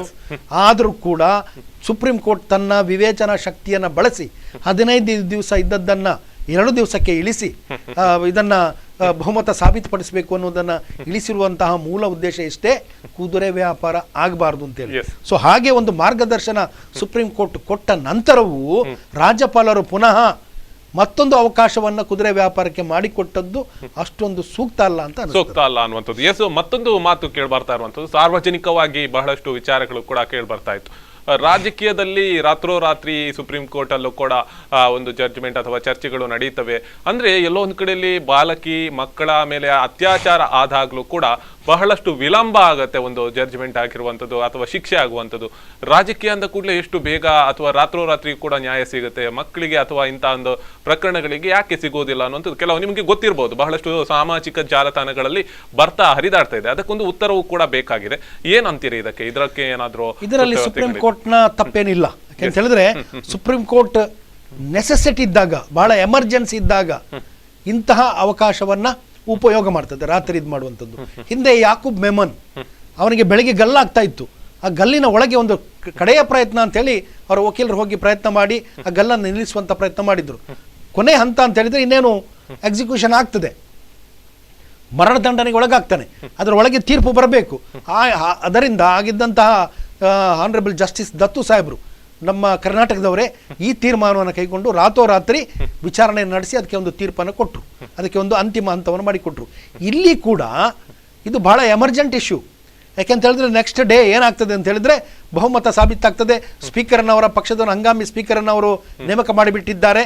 ಅಲ್ಲಿ ಬಂದು ಏನು 15 ದಿವಸ ಅವಕಾಶ ಕೊಟ್ಟಿದ್ದಾರೆ. ಹಾರ್ಸ್ ಟ್ರೇಡಿಂಗ್ ಆಗ್ತದೆ. ಇಂತಹ ಹಾರ್ಸ್ ಟ್ರೇಡಿಂಗ್ ಏನಿದೆ, ಕುದುರೆ ವ್ಯಾಪಾರಕ್ಕೆ ಅವಕಾಶ ಕೊಡಬಾರ್ದು ಅಂತ ಹೇಳಿ ಈ ಪಕ್ಷದವರು, ಕಾಂಗ್ರೆಸ್ ಪಕ್ಷದವರು ಇದು ಸುಪ್ರೀಂ ಕೋರ್ಟ್ ಮೆಟ್ಟಲೇರಿದ್ದು ಅತ್ಯಂತ ಸೂಕ್ತ ಸಮಯದಲ್ಲಿ. ಒಂದು ದಿವಸ ಲೇಟ್ ಆದ್ರೆ ಮತ್ತೆ 15 ದಿವಸ ಹೋಗುತ್ತೆ. 15 ದಿವಸದಲ್ಲಿ ಕುದುರೆ ವ್ಯಾಪಾರವನ್ನು ನಾವು ನೋಡ್ಕೊಂಡು ಇರಬೇಕು. ರಿಸಾರ್ಟ್ ರಾಜಕೀಯಗಳನ್ನ ನಾವು ನೋಡ್ಕೊಂಡು ಇರಬೇಕಾಗ್ತದೆ. ರಾಜ್ಯವನ್ನ ಪುನಃ ಆ ಪರಿಸ್ಥಿತಿಗೆ ನೂಕುದು ಬೇಡ ಅಂತ ಹೇಳಿ ಸುಪ್ರೀಂ ಕೋರ್ಟ್ ಕೊಟ್ಟಂತಹ ಒಂದು ಮಹತ್ತರವಾದಂತಹ ತೀರ್ಪದು. ಒಪ್ಕೊಳ್ಳೋಣ. ಆದ್ರೆ 2008 ಮತ್ತೊಮ್ಮೆ ನೋಡಿದ ಆ ಕ್ಷಣಗಳು ನೆನಪಾಗೋದಿಲ್ವಾ? ಯಾಕಂದ್ರೆ 2008, 2018 ಈ 8 ಮಧ್ಯೆ ಒಂದಷ್ಟು ರೆಸಾರ್ಟ್ ರಾಜಕೀಯ ಮತ್ತೊಮ್ಮೆ ನಾವು ನೋಡುವಂಥದ್ದು. ಒಂದು 4 ದಿವಸ ಆಗಿರ್ಬೋದು, 10 ದಿವಸ ಆಗಿರೋದು ನೋಡುವಂತ ಪ್ರಮೇಯ ಬಂತು ಅನ್ನುವಂಥದ್ದು ಇದು ದುರಾದೃಷ್ಟ ಅಂತ ಅನಿಸ್ತಾ ಅಲ್ವಾ? ದುರದೃಷ್ಟ ಮಾತ್ರ ಅಲ್ಲ, ಒಂದು ದುಸ್ಥಿತಿ. ಇದು ಆಗಬಾರ್ದು, ಇದರಲ್ಲಿ ಅವಕಾಶ ಕೊಟ್ಟಿರಬಾರ್ದು. ವಿಶೇಷವಾಗಿ ಕೇಂದ್ರ ಸರ್ಕಾರ ಇದರ ಬಗ್ಗೆ ಗಮನ ಹರಿಸಬೇಕಿತ್ತು. ತಮ್ಮ ಪಕ್ಷದ ಪ್ರತಿನಿಧಿಗಳಿಗೆ ಹೇಳಬೇಕಿತ್ತು. ತಮ್ಮ ಯಾರು ಗವರ್ನರ್ ಇದ್ದಾರೆ, ಆ ರೀತಿಯ ಅವಿವೇಚನ ಶಕ್ತಿಯನ್ನ ಉಪಯೋಗಿಸಿ ಮಾಡಿರುವಂತಹ ತೀರ್ಪು ಸಂವಿಧಾನ ಬಾಹಿರವಾಗಿರುವಂತಹ ತೀರ್ಪದು. ಅದರಿಂದ ಅಂತಹ ಸಮಸ್ಯೆಗಳು ಬರ್ತದೆ. ಗವರ್ನರ್ ತಮ್ಮ ವಿವೇಚನಾ ಶಕ್ತಿಯನ್ನ ಒಳ್ಳೆಯ ರೀತಿಯಲ್ಲಿ ಉಪಯೋಗಿಸಿದ್ರೆ, ಒಳ್ಳೆಯ ರೀತಿಯಲ್ಲಿ ಯಾವುದು, ಈಗ ನಾನು ಈಗಾಗಲೇ ಹೇಳಿದಾಗೆ ಸಿಂಗಲ್ ಲಾರ್ಜೆಸ್ಟ್ ಪಾರ್ಟಿ ಏನೇ ಕ್ಯಾಲ್ಕುಲೇಷನ್ ಮಾಡಿದ್ರು, ಪಕ್ಷೇತರನ್ನು ಸೇರಿಸಿದ್ರು ಕೂಡ ಅವರಿಗೆ ಮ್ಯಾಜಿಕಲ್ ಫಿಗರ್ ಬರೋದಿಲ್ಲ. ಸೊ ಹಾಗಿರುವಾಗ ಒಂದು ಕೊಯಿಲೇಷನ್ ಇದಾಗಿದೆ, ಫಾರ್ಮ್ ಆಗಿದೆ, ಅದರಲ್ಲಿ ಒಂದು ಪಾರ್ಟಿ ಸಂಪೂರ್ಣ ಬೆಂಬಲವನ್ನು, ಬೇಷರತ್ ಬೆಂಬಲವನ್ನು ಕೊಟ್ಟಿದ್ದಾರೆ, ಅಂಥವರೇ ಮುಖ್ಯಮಂತ್ರಿ ಆಗಲಿ ಅಂತೇಳಿ ರೆಸೊಲ್ಯೂಷನ್ ಪಾಸ್ ಮಾಡಿದ್ದಾರೆ.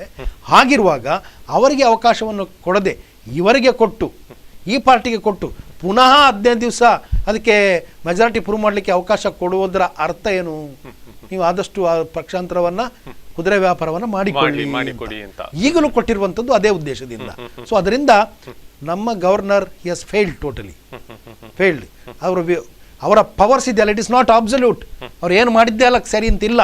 ಬೊಮ್ಮಾಯಿ ರೂಲಿಂಗ್ನಲ್ಲಿ ಬಹಳ ಸ್ಪಷ್ಟವಾಗಿ ಕೊಟ್ಟಿದ್ದಾರೆ. ನಮ್ಮ ರಾಜ್ಯಕ್ಕೆ ಕೊಟ್ಟಿರುವಾಗ ಅದನ್ನು ಸ್ವಲ್ಪ ವಿವೇಚನ ಶಕ್ತಿಯನ್ನ, ಲೀಗಲ್ ಎಕ್ಸ್ಪರ್ಟ್ಸ್ಗಳನ್ನ ಒಪಿನಿಯನ್ ತಗೊಂಡು ಕೊಡಬೇಕಿತ್ತು.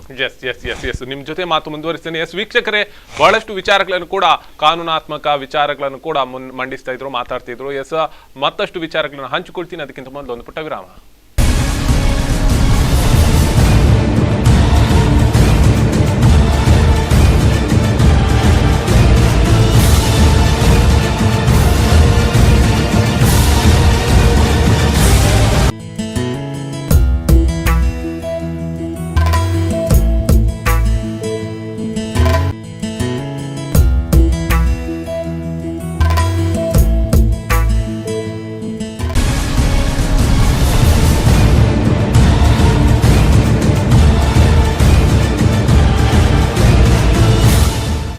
ವಿರಾಮದ ಬಳಿಕ ಮತ್ತೆ ಕಾರ್ಯಕ್ರಮಕ್ಕೆ ಸ್ವಾಗತ ವೀಕ್ಷಕರು. ಈಗಾಗಲೇ ಬಹಳಷ್ಟು ವಿಚಾರಗಳನ್ನು ನಾವು ಮಾತಾಡ್ತಿದ್ವಿ. ಕಾನೂನಾತ್ಮಕ ಹೋರಾಟ ಹೇಗಿರುತ್ತೆ, ಅದರಲ್ಲೂ ಇದೀಗ 2 ಕ್ಷೇತ್ರಗಳಲ್ಲೂ ಕೂಡ ಚುನಾವಣೆ ಬಾಕಿ ಇರುವಂಥದ್ದು. ಆ ಕ್ಷೇತ್ರಗಳಲ್ಲಿ ಈ ಬಾರಿ JDSಗೆ ಎಲ್ಲಾದರೂ ಖಾತೆ ತೆರೆಯುತ್ತಾ ಅನ್ನುವಂಥದ್ದು ಕೂಡ ಮಾತಾಡೋಣ. ಎಸ್ ಈಗಾಗಲೇ ನಾವು ಗಮನಿಸೋದಾದ್ರೆ ಜಯನಗರ, ರಾಜರಾಜೇಶ್ವರಿ ನಗರ 2 ಕ್ಷೇತ್ರದಲ್ಲೂ ಕೂಡ ಮತ್ತೆ ಮರು ಚುನಾವಣೆ ಇದೆ ಅನ್ನುವಂಥದ್ದು, ಚುನಾವಣೆ ಬಾಕಿ ಇರುವಂಥ ಒಂದು ಪ್ಲೇಸ್. ಇಲ್ಲಿ ಈಗ ಪ್ರಸ್ತುತ ಪರಿಸ್ಥಿತಿಯನ್ನು ಅವಲೋಕನ ಮಾಡಿ ನೋಡಿದರೆ ಜಯನಗರ ಮತ್ತು RR ನಗರ 2 ಕ್ಷೇತ್ರಗಳಲ್ಲಿ ಕೂಡ JDS ಅಧಿಕಾರಕ್ಕೆ, JDS ಅಲ್ಲಿ ಗೆಲ್ಲುವ ವಿಶ್ವಾಸ ನಮಗಿದೆ. ಯಾಕೆಂತ ಹೇಳಿದರೆ, ಒಂದು ಕಡೆ ಕಾಂಗ್ರೆಸ್ ಎಲ್ಲ ಕಡೆ ಸೋತಿದೆ, ಹೀನಾಯವಾಗಿ ಸೋತಿದೆ.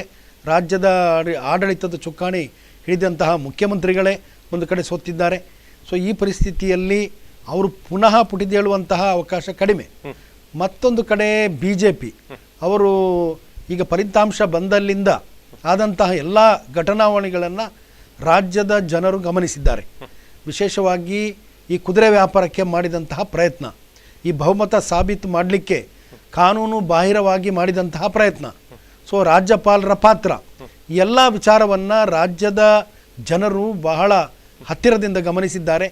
ಈ ಹಿನ್ನೆಲೆಯಲ್ಲಿ JDSಗೆ ನಿಚ್ಚಳವಾದಂತಹ ಬಹುಮತ ಅಲ್ಲಿ ಬರ್ತದೆ. ಆ ಕ್ಷೇತ್ರ 2 ಕ್ಷೇತ್ರಗಳಲ್ಲಿ JDS ಗೆಲ್ತದೆ ಅನ್ನುವಂಥ ವಿಶ್ವಾಸ ನಮಗಿದೆ. ಎಸ್ ನೀವು ಹೇಳಿದಂತ RR ಕ್ಷೇತ್ರದಲ್ಲಿ ಈಗ ರಾಜರಾಜೇಶ್ವರಿ ನಗರ 71,000 ಅಂತರದಲ್ಲಿ ಮುನಿ ರತ್ನಂ ಅವರು ವಿನ್ ಆಗಿದ್ರು. ಅಂದ್ರೆ ಕಾಂಗ್ರೆಸ್ಸಿನ ಅಭ್ಯರ್ಥಿ ಜಯಗಳಿಸಿರುವಂಥದ್ದು. ಈ ಹಿಂದೆ ಆ ನಂತರ JDS ಕೂಡ 52,251 ಮತಗಳು ಕೂಡ ದೊಡ್ಡ ಅಂತರ ಅಲ್ಲ, ಒಂದು 20,000 ಅಂತರ ಅಲ್ಲಿ ಗಮನಿಸಬಹುದು. ಅಂತ ಸ್ಥಳಗಳಲ್ಲಿ ಈ ಬಾರಿ ವ್ಯತಿರಿಕ್ತವಾಗಿ ನೀವೇ ಇಬ್ರು ಫೈಟ್ ಅಲ್ಲಿ ಇರುವಂಥದ್ದು ಅಥವಾ ನೀವೇ ಸಮ್ಮಿಶ್ರ ಸರ್ಕಾರ ಮಾಡಿರುವಂಥದ್ದು, ನಿಮಗೆ ಈ ಬಾರಿ ಈ ಒಂದು ಪ್ಲೇಸ್ ನಿಮ್ಮ ತಕ್ಕೆಗೆ ಬೀಳ್ಬಹುದಾ ಅನ್ನುವಂಥದ್ದು? ಡೆಫಿನೆಟ್ ಆಗಿ. ಯಾಕೆಂತ ಹೇಳಿದ್ರೆ ಈಗಾಗಲೇ ಕಾಂಗ್ರೆಸ್ ಅಧ್ಯಕ್ಷರು ಹೇಳಿದ್ದಾರೆ, ನಾವು ಸ್ವತಂತ್ರವಾಗಿ ಸ್ಪರ್ಧೆ ಮಾಡ್ತಾ ಇದ್ದೇವೆ ಅಂತೇಳಿ. ಈ ಹಿನ್ನೆಲೆಯಲ್ಲಿ JDS BJPಗೆ ಅಲ್ಲಿ ಅವಕಾಶ ಇಲ್ಲ. JDS ಮತ್ತು ಕಾಂಗ್ರೆಸ್ ನಡುವೆ ಫೈಟ್ ಇರುತ್ತದೆ.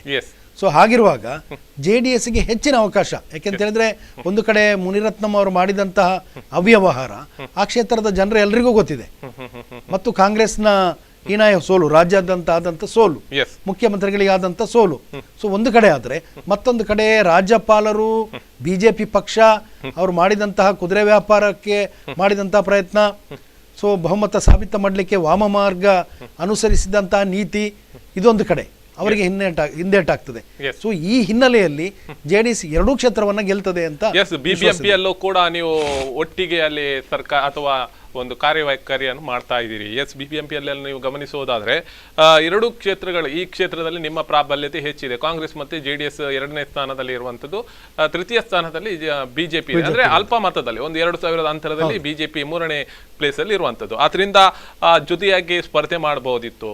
ಯಾಕಂದ್ರೆ ನೀವು ಎಂತೋ ಮುಂದಿನ 5 ವರ್ಷಗಳ ಕಾಲಾವಕಾಶದಲ್ಲಿ ನೀವು ಒಟ್ಟಿಗೆ ಟರ್ಮ್ ಅನ್ನು ಮುಗಿಸುವುದಾದ್ರೆ ಯಾಕೆ ಬೇರೆ ಬೇರೆ ಸ್ಪರ್ಧೆ ಅಗತ್ಯತೆ ಇದೆಯಾ ಅನ್ನುವಂಥದ್ದು ಇಲ್ಲೊಂದು ಬಹಳಷ್ಟು ದೊಡ್ಡ ಪ್ರಶ್ನೆಗಳು ಮೂಡೋದಿಲ್ವಾ? ಯಾಕೆ ಇವರು ಬೇರೆ ಬೇರೆನೆ ಸ್ಪರ್ಧೆ ಮಾಡ್ತಾರೆ ಎಂದು ಅಲ್ಲಿ ಸಮ್ಮಿಶ್ರ ಸರ್ಕಾರ ಇರುವುದು, ಒಟ್ಟಿಗೆ ಸ್ಪರ್ಧೆ ಮಾಡಿದ್ರೆ ಬಹಳ ದೊಡ್ಡ ಅಂತರದಲ್ಲಿ ನಿಮಗೆ BJPಯನ್ನು ಮಣಿಸಬಹುದಿತ್ತು.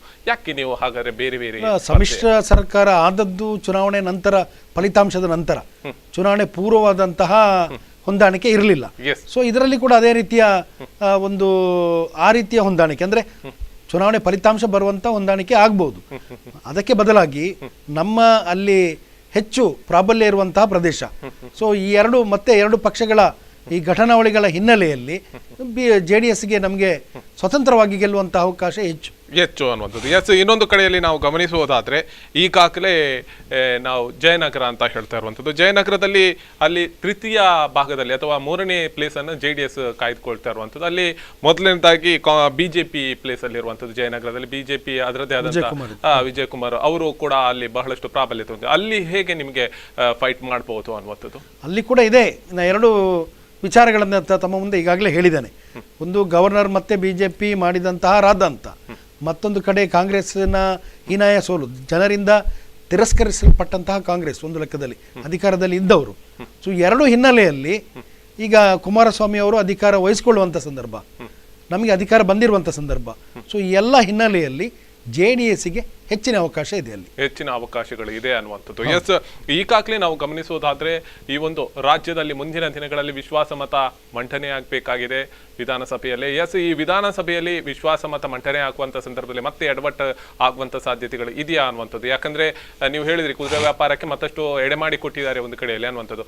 ಇನ್ನೂ ಅಷ್ಟು ಶಾಸಕರನ್ನು ಹೇಗೆ BJPಯ ತಕ್ಕೆಗೆ ಎಳ್ಕೊಳ್ಳುವಂತ ವ್ಯವಸ್ಥೆಗಳು ಆಗ್ಬೋದಾ ನಾಡ್ದು ಬುಧವಾರದ ಒಳಗೆ? ಅಲ್ಲ, ಅವರು ಯಾವುದೇ ಮಟ್ಟಕ್ಕೆ ಇಳಿಬಹುದು, ಇಳಿಯೋದಿಲ್ಲ ಅಂತ ಹೇಳಲಿಕ್ಕೆ ಸಾಧ್ಯ ಇಲ್ಲ. ಯಾಕೆಂತ ಹೇಳಿದ್ರೆ ನಿನ್ನೆ ಶ್ರೀರಾಮುಲು ಅವರು ಕೊಟ್ಟಂತ ಹೇಳಿಕೆ, ಯಡಿಯೂರಪ್ಪನವರು ಕೊಟ್ಟಂತ ಹೇಳಿಕೆ, ಇದೆಲ್ಲವನ್ನ ಗಮನಿಸಿದಾಗ ಕುದುರೆ ವ್ಯಾಪಾರ ಅವರಿಂದ ನಿಂತಿಲ್ಲ, ವ್ಯಾಪಾರವನ್ನ ಮುಂದುವರಿಸಿಕೊಂಡು ಹೋಗ್ತಾ ಇದ್ದಾರೆ. ಸೊ ಅದರಿಂದ JDSಗೆ ಈ ಬಾರಿ ತೊಂದರೆ ಆಗ್ಲಿಕ್ಕಿಲ್ಲ. ಈ ಬಾರಿ ತೊಂದರೆ 6 ತಿಂಗಳ ಮಟ್ಟಿಗೆ ಯಾವುದೇ ತೊಂದರೆಗಳು ಆಗ್ಲಿಕ್ಕಿಲ್ವಾ, ಅಥವಾ 1 ವರ್ಷದ ಮಟ್ಟಿಗೆ ಏನೋ ತೊಂದರೆ ಅಲ್ಲ? ನನ್ನ ಪ್ರಕಾರ JDS 5 ವರ್ಷ ಸರ್ಕಾರ, ಈ ಸಮ್ಮಿಶ್ರ ಸರ್ಕಾರ ನಿಜವಾಗ್ಲೂ ಮುಂದುವರ್ಸ್ಕೊಂಡು ಹೋಗ್ತದೆ, 5 ವರ್ಷ ಕಂಪ್ಲೀಟ್ ಮಾಡ್ತದೆ. ಯಾಕೆಂತ ಹೇಳಿದ್ರೆ ಕಾಂಗ್ರೆಸ್ನವರಿಗೂ ಪುನಃ ಚುನಾವಣೆ ಬೇಕಾಗಿಲ್ಲ, ಯಾವುದೇ ಪಕ್ಷಕ್ಕೂ ಚುನಾವಣೆ ಬೇಕಾಗಿಲ್ಲ, ಮತ್ತೆ ಲೋಕಸಭಾ ಚುನಾವಣೆ ಅದು ಕೂಡ ಬರ್ತಾ ಇದೆ. ಈ ಎಲ್ಲ ಹಿನ್ನೆಲೆಯಲ್ಲಿ 5 ವರ್ಷವನ್ನ ಪೂರೈಸ್ತಾರೆ ಅನ್ನುವಂಥದ್ದು ಏನಿದೆ. ಅಲ್ಲ, ಈಗಾಗಲೇ ಒಂದು ಮಾತು ಕೇಳಿ ಬರ್ತಾ ಇದೆ, ಈಗಾಗಲೇ ಲೋಕಸಭೆ ಚುನಾವಣೆಗೋಸ್ಕರ ಒಂದಷ್ಟು ತಂತ್ರಗಾರಿಕೆ ನಡೀತಾ ಇದೆ. ಇದಕ್ಕೋಸ್ಕರ BJP ಸೈಲೆಂಟ್ ಆಗಿರ್ಬೋದು, ಅಥವಾ ಕಾಂಗ್ರೆಸ್ ನಿಮ್ ಜೊತೆ ಸೇರಿರ್ಬೋದು ಲಾಭ ಮಾಡೋದಕ್ಕೆ ಏನಾದ್ರು ಅಂತ. 1 ವರ್ಷದ ನಂತರ ಮತ್ತೊಮ್ಮೆ ಎಲ್ಲಾದ್ರೂ ಭಿನ್ನ ರಾಗ ಅನ್ನುವಂಥದ್ದು ಎಲ್ಲಾದ್ರೂ ಮೊಳಗತ್ತಾ ಅನ್ನುವಂಥದ್ದು?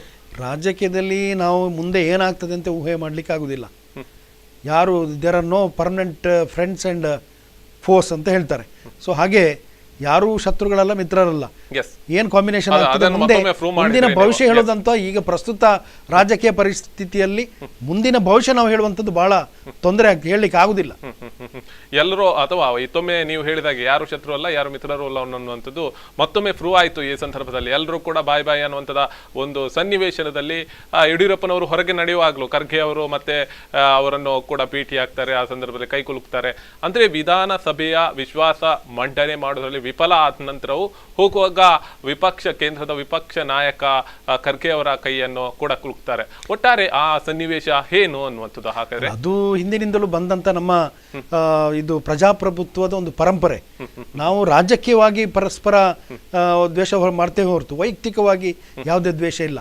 ಎಲ್ಲರೂ ಭಾರತಾಂಬೆಯ ಒಳಿತಾನೆ ಬಯಸುವ. ಅಲ್ಲ, ನಾವು ಗಮನಿಸುವುದಾದ್ರೆ ಕಾರ್ಯಕರ್ತರನ್ನು ನೋಡಿದ್ರಿ, ಇಲ್ಲಿ ನಾವು ಬಹಳಷ್ಟು ನೀವು ಹೇಳುವಂತ ಮಾತಿಗೆ ಬಹಳಷ್ಟು ವ್ಯತ್ಯಾಸಗಳಿದೆ. ಕಾರ್ಯಕರ್ತರು ಪರಿಸ್ಥಿತಿ ಇದೆ, ಕಾರ್ಯಕರ್ತರು ಕೂಡ ಯಾಕೆ ಇದನ್ನು ಗಮನಿಸ್ತಲ್ಲ? ನಾನು ಹೇಳುವಂತದ್ದು ಕಾರ್ಯಕರ್ತರಲ್ಲಿ ಕೂಡ ಅದೇ ರೀತಿಯ ಮನೋಭಾವನೆ ಬರ್ಬೇಕಾಗಿದೆ. ನಮ್ಮ ನಾಯಕರು ಅವರು ಎಷ್ಟೇ ಬಡದಾಡ್ಕೊಂಡ್ರು ಅಸೆಂಬ್ಲಿಯಲ್ಲಿ ಹೊರಗೆ ಸ್ನೇಹಿತರಾಗಿರ್ತಾರೆ ಅನ್ನುವಂಥದ್ದು. ಹಾಗೆ ಕೂಡ ಕಾರ್ಯಕರ್ತರು ಕೂಡ ತಮ್ಮ ಸಿದ್ಧಾಂತವನ್ನ ಪ್ರಚುರಪಡಿಸುವಂತ ಪ್ರಯತ್ನ ಮಾಡಬೇಕು, ಅದನ್ನ ಬೇರೆಯವರಿಗೆ ತಿಳಿ ಹೇಳುವಂತ ಪ್ರಯತ್ನ ಮಾಡಬೇಕು, ವೋಟರ್ಸ್ ಅನ್ನ ವಿನ್ ಮಾಡುವಂತ ಪ್ರಯತ್ನ ಮಾಡಬೇಕು. ಅದನ್ನ ಬಿಟ್ಟು ಪರಸ್ಪರ ಕಚ್ಚಾಡುವುದರಿಂದ ಏನು ಪ್ರಯೋಜನ ಇಲ್ಲ ಅನ್ನುವಂಥದ್ದು. ಎಸ್, ಕೊನೆಯದಾಗಿ ನೀವು ಈ ಎಲ್ಲ ವಿಚಾರಗಳು ಅಥವಾ ಸೆಕ್ಷನ್ ಅನ್ನುವಂಥದ್ದು, ಗಾಳಿಗೆ ತೂರುವಂಥದ್ದು ಅಥವಾ ಎಲ್ಲರೂ ಮಾಡ್ತಾರೆ ಅನ್ನುವಂಥದ್ದು ಹೇಳ್ತಾ ಇರುವಂಥದ್ದು, ಆದ್ರೆ ಏನಾಗಿದೆ ತಪ್ಪೆ ಯಾವುದೇ ಒಂದು ಸೆಕ್ಷನ್ ಅನ್ನು ನಾವು ಪರಿಗಣನೆಗೆ ತೆಗೆದುಕೊಳ್ಳದಿದ್ರೆ ಕಾನೂನಾತ್ಮಕವಾದಂತ ನಾವು ಎಲ್ಲ ಒಂದು ಕಡೆಯಲ್ಲಿ ಅದಕ್ಕೆ ಗೌರವ ಕೊಡ್ಲಿಲ್ಲ ಅನ್ನುವಂಥ ರೀತಿಯಲ್ಲಿ, ಎಸ್, ಸಮಾಜದಲ್ಲಿ ಇದಕ್ಕೆ ಒಂದು ಗೌರವ ಕೊಡದಿದ್ರೆ ಅಥವಾ ರಾಷ್ಟ್ರೀಯ ಪಕ್ಷಗಳು ಯಾವುದೇ ಆಗಿರ್ಬೋದು, ಪ್ರಾದೇಶಿಕ ಪಕ್ಷ ಆಗಿರ್ಬೋದು, ಗೌರವ ಪಕ್ಷಗಳೇ ಕೊಡದಿದ್ರೆ ಜನರು ಇಷ್ಟರ ಮಟ್ಟಿಗೆ ಕೊಡ್ಬೋದು ಹಾಗಾದ್ರೆ ಅನ್ನುವಂಥದ್ದು ಅಲ್ಲ. ಇದರ ಬಗ್ಗೆ ವಿಶೇಷವಾದಂಥ ಜವಾಬ್ದಾರಿ ಎಲ್ಲ ರಾಜಕೀಯ ಪಕ್ಷಗಳ ನೇತಾರರ ಮೇಲೆ ಇರ್ತದೆ. ಸೊ ಇದರ ಬಗ್ಗೆ ನಾವು ಗಂಭೀರವಾಗಿ ಚಿಂತನೆ ಮಾಡಬೇಕು. ಸೊ ನಾವು ಒಂದು ಮಿತಿಯನ್ನ ಮೀರಿ ಹೋಗಬಾರ್ದು. ನಮ್ಮ ಯಾವುದೇ ಒಂದು ನೋಡಿ ತುಂಬಾ ಸಂತೋಷ ಆದ್ರೆ ಖುಷಿ ಪಡುವಂಥದ್ದು, ತುಂಬಾ ದುಃಖ ಆದ್ರೆ ದುಃಖಿಸುವಂಥದ್ದು, ಅದು ಸಹಜ ಪ್ರಕ್ರಿಯೆ. ಸೊ ಅದನ್ನ ಸ್ವಲ್ಪ ಎಕ್ಸ್ಪ್ರೆಸ್ ಮಾಡ್ತಾರೆ. It should not go out of the limit, ಅಷ್ಟೇ. ಲಿಮಿಟ್ಗಿಂತ ಜಾಸ್ತಿ ಹೋಗಬಾರ್ದು. ಪರಸ್ಪರ ದೂಷಣೆ ಮಾಡುವಂಥದ್ದು, ಕಲ್ಲು ಬಿಸಾಡುವಂಥದ್ದು, ಬೇರೆ ಪಕ್ಷದವರನ್ನ ಹೀಯಾಳಿಸುವಂಥದ್ದು, ಮತ್ತೆ ಪಬ್ಲಿಕ್ಕಿಗೆ ತೊಂದರೆ ಮಾಡುವಂಥದ್ದು, ಇದೆಲ್ಲ ಹೊರತಾಗಿ ಅವನು ಸಂತೋಷಾಚರಣೆ ಮಾಡಿದ್ರೆ ಅದೇನಷ್ಟು ತೊಂದರೆ ಅಲ್ಲ ಅಂತ ಅನ್ನುವಂಥದ್ದು. ಎಸ್, ಬಹಳಷ್ಟು ವಿಚಾರಗಳನ್ನು ನಮ್ಮ ಜೊತೆ ಇವತ್ತು ಜಾಯ್ನ್ ಆಗಿ ಬಹಳಷ್ಟು ವಿಚಾರಗಳನ್ನ ಹಂಚಿಕೊಂಡ್ರಿ. ಕಾರ್ಯಕ್ರಮಕ್ಕೆ ಬಂದದಕ್ಕೆ ಧನ್ಯವಾದಗಳು ಸರ್. ಎಸ್ ವೀಕ್ಷಕರೇ, ಈಗಾಗಲೇ ಗಮನಿಸಬಹುದು ಬಹಳಷ್ಟು ವಿಚಾರಗಳನ್ನು ಕೂಡ ಹಂಚಿಕೊಂಡ್ರು. ಒಂದಷ್ಟು ಕಾನೂನು ಉಲ್ಲಂಘನೆ ಮಾಡುವಂತ ಅಥವಾ ಕಾನೂನಿನ ಬಗ್ಗೆ ಒಂದು ಯಾವುದು ಅರಿವಿಲ್ಲದಂತ ರೀತಿಯಲ್ಲಿ ವರ್ತಿಸುವವರಿಗೂ ಕೂಡ ಬಹಳಷ್ಟು ನಿಗಾ ವಹಿಸುವಂತ ಅಗತ್ಯತೆ ಇದೆ.